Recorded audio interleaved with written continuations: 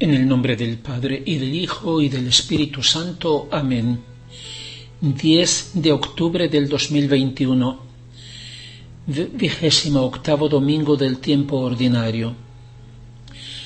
Queridos hermanos, el Evangelio de San Marcos hoy dice: mientras Jesús iba de camino, uno corrió a su encuentro y, arrodillándose ante él, le preguntó: Maestro bueno, ¿qué he de hacer para alcanzar la vida eterna?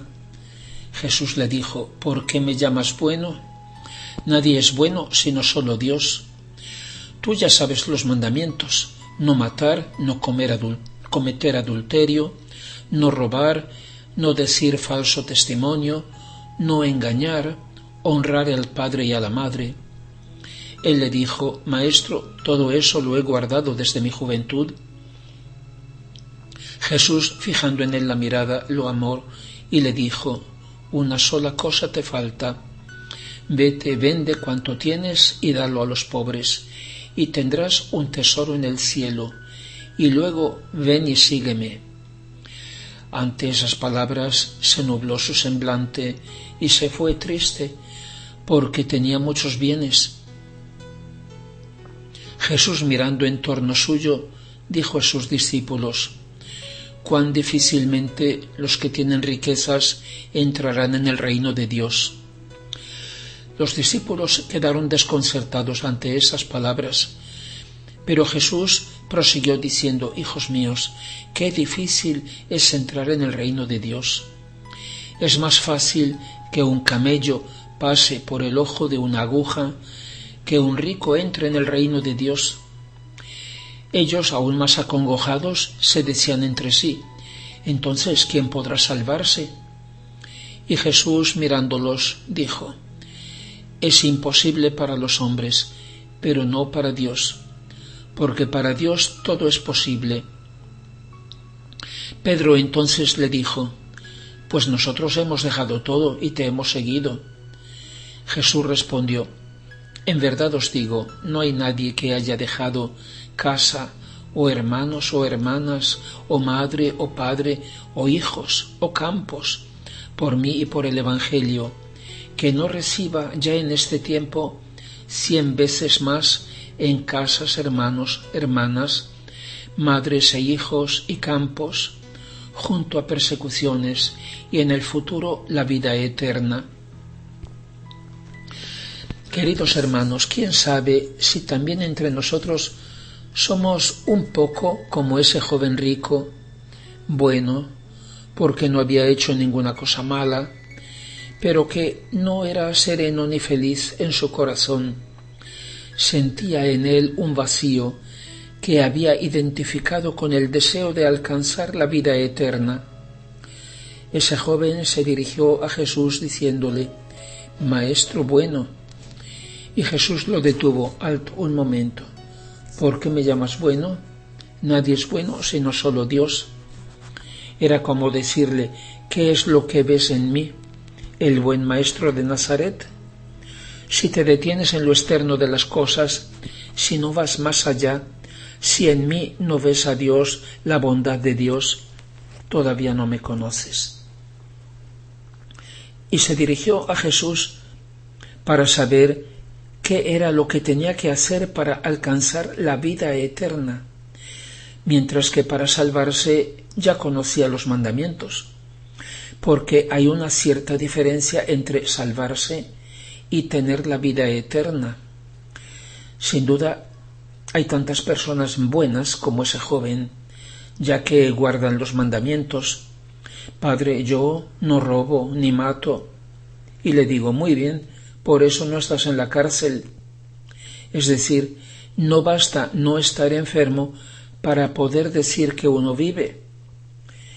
Y el Señor vino para que tengamos la vida y la tengamos en abundancia. Él es la vida, quiere ser nuestra vida. Hermanos míos, lo que vale cuesta. El Señor desea darnos su reino, su voluntad como vida. A quien todo da, todo se le da. Y como dijo San Francisco de Asís, Para todo poseer, nada en el mundo hay que tener. Poseer equivale a ser poseídos por aquello que para nosotros es nuestro Dios, aun cuando no es Dios. Por eso, un gran examen de conciencia es esta gran pregunta que nos hace el Señor. Hijo mío, yo te he dado todo para que tú tengas algo que poder darme, y así yo pueda darte mucho más a mí mismo. ¿Hay alguna cosa que yo pudiera pedirte que tú no me darías? Nuestro corazón ha de estar vacío para que Dios pueda llenarlo de sí. Para poder entrar en su reino, no solo tenemos que ser como niños, sino aún más, es necesario volver a nacer de lo alto, como hemos venido al mundo, sin nada.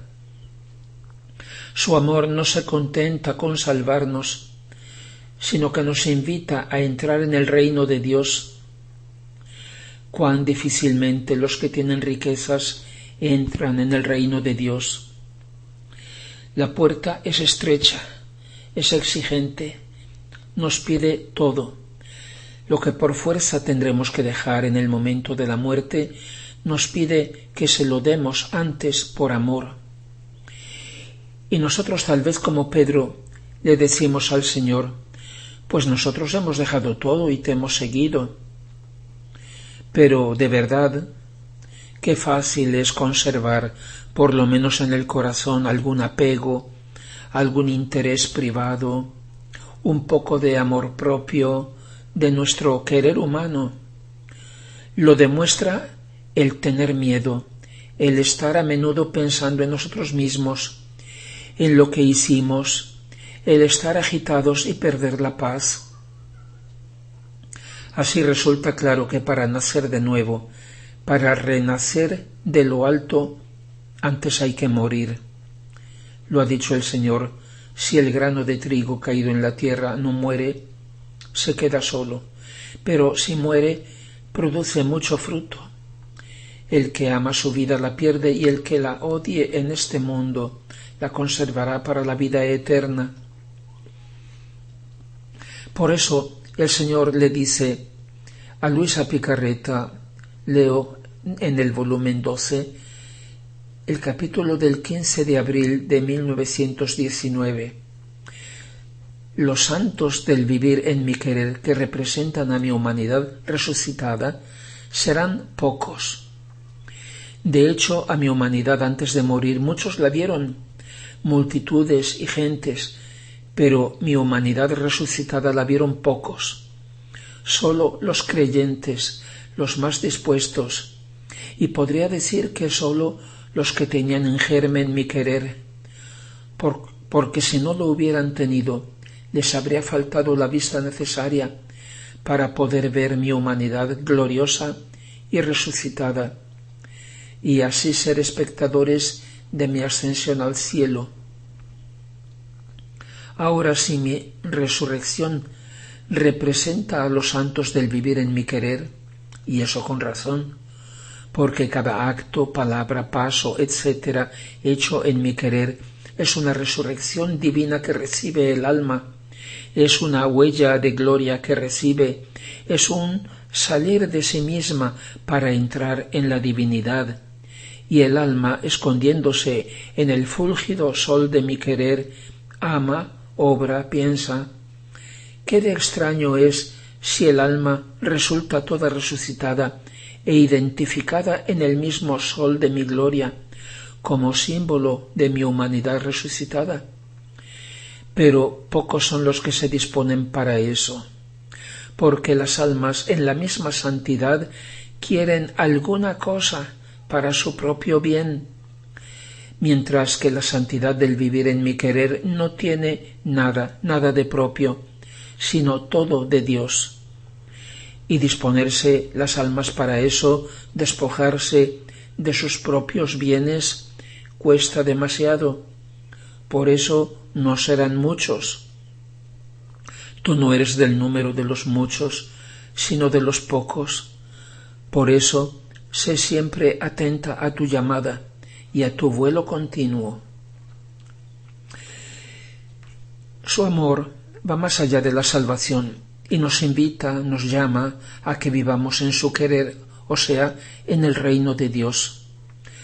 Lo dice, por ejemplo, en este otro capítulo del volumen 13 del 3 de diciembre de 1921. Hacer que el alma viva en mi querer es una cosa más grande que la misma redención, porque salvarse viviendo una vida a medias, una vez cayendo y otra vez levantándose, no es que sea tan difícil. Y eso lo obtuvo mi redención, porque quería salvar al hombre a toda costa. Y eso lo encomendé a mis apóstoles como depositarios de los frutos de la redención. Así pues, debiendo hacer lo de menos, por entonces dejé lo que es más, reservándome otras épocas para dar cumplimiento a mis altos designios. Ahora bien, vivir en mi querer no sólo es salvación, sino santidad, que debe superar todas las otras santidades, que debe dar la característica de la santidad de su Creador. Por eso, antes debían venir las santidades menores, como cortejo, heraldos, mensajeros, preparativos de esta santidad toda divina. Gloria al Padre y al Hijo y al Espíritu Santo, como era en el principio, ahora y siempre y por los siglos de los siglos. Amén.